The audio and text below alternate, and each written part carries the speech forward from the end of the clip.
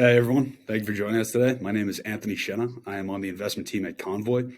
And today we have with us Chris Knape, the CEO and co-founder of Rare Candy. Rare Candy is a collectibles marketplace, and they're attempting to take what is special in the community features of a local game store and bring those to a digital setting. Chris, thank you for being here today. Thanks, Anthony. So one of the things that I wanted to just jump right into is kind of your story, and I think it's one of the most unique growing up stories that I've ever heard. And I'd love for you to just kind of dive into that, and then maybe help us understand how that shaped the decision to eventually make Rare Candy. Yeah, of course. So my dad had a sort of life dream of he wanted to take his family sailing around the world. And so I actually was born in the U.S. Virgin Islands. When I was a week old, we moved onto my parents' sailboat. And when I was almost 8 years old, at that point, they'd had three more kids. So I have three younger brothers and had bought a larger boat. But we left and spent 5 years sailing around the world, homeschooled on this sailboat. And so I was a very, nerdy, geeky kid. I loved science and history and geography.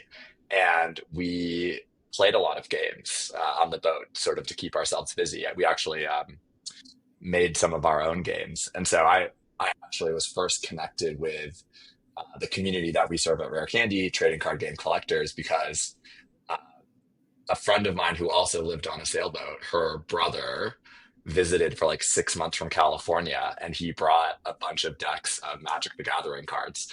And I was, as kind of a geeky kid who loved games, loved fantasy novels, was like instantly obsessed by kind of this combination of things that I was already interested in. It's really cool. How many people were on the sailboat?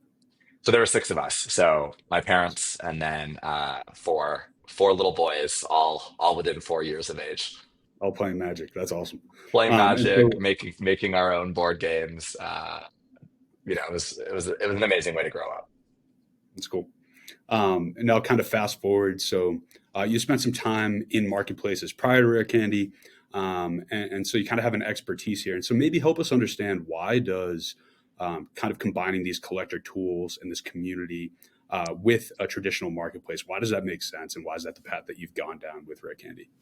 Yeah, absolutely. So one of the things I learned working at other marketplaces is as you try to grow the business, one of the things that gets difficult with scale is, today e-commerce is pretty commoditized, right? And people use aggregators like Google Search. Perplexity is a huge sort of up and coming force to go back and essentially comparison shop.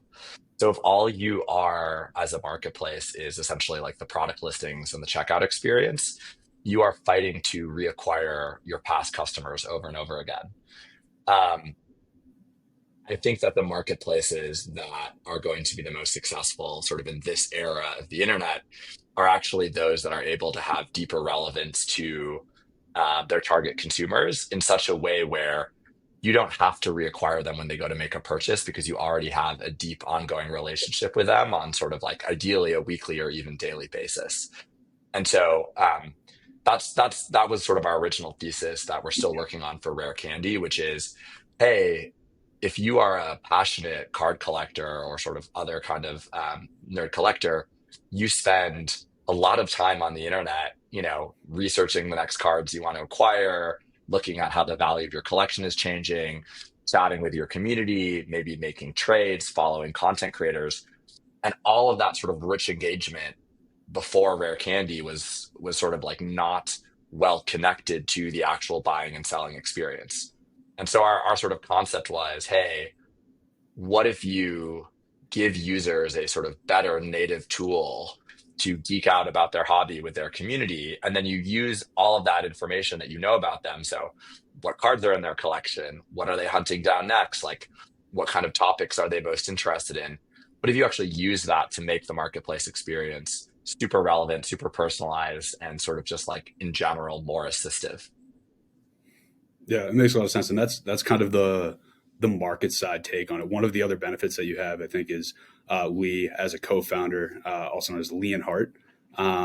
Yeah. is a massive creator in the space and is kind of on the ground floor of what's important to this community. And maybe you could talk a little bit about how that's been beneficial in kind of shaping the features and the underlying tech as well.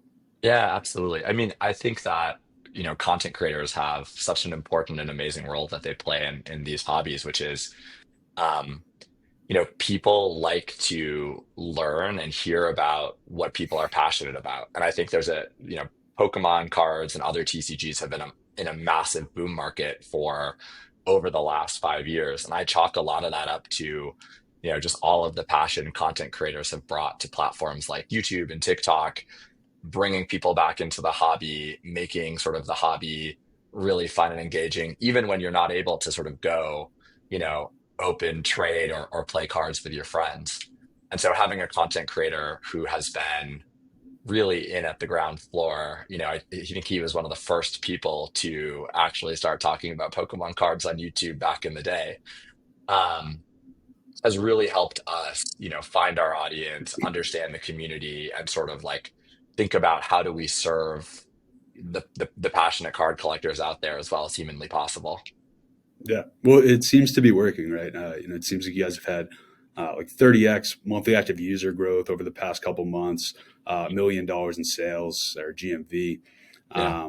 When you think about the things that you're excited about over the next couple of months, from a features perspective, from an IP perspective, what are you excited about from a buyer and seller perspective there?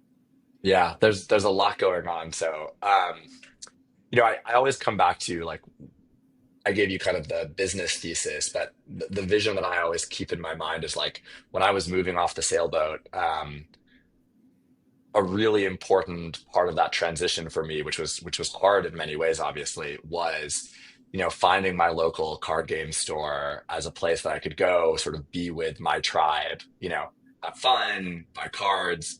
And so we like to think of Rare Candy as like, look, like these local card game stores were instrumental in building the hobby in sort of the first wave in the late 90s and early 2000s. That kind of like third space that is like both a marketplace, but more importantly, it's sort of a community center. Like that doesn't, at least pre-Rare Candy, and I think we still have work to do. Like that doesn't exist. And so a lot of our sort of forthcoming features are essentially trying to emulate that. Like, hey, how do we create a place for people to grow in the hobby, learn, acquire the cards, and sort of meet other collectors.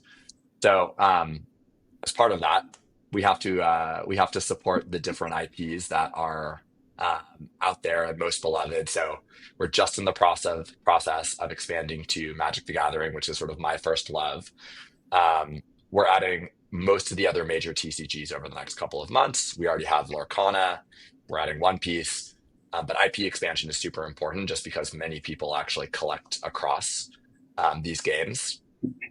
And then we think, we're very proud to say I think we have the best product in the market for sort of digitally indexing your collection. Our card scanner is amazing. The next step is to sort of take that scanner and think about like, okay, what are the things people might want to do with their collection that we can assist in. And so, today, all you can do with our scanner is sort of scan cards into your collection and see the price, track the price over time. What if you could scan to get your card graded, right? And we can give you analytics on which cards make sense to grade, which cards to send to different grading companies. Trading is a really fun piece of this hobby. So we are building out sort of like a trade mode to help people make fair and equitable trades.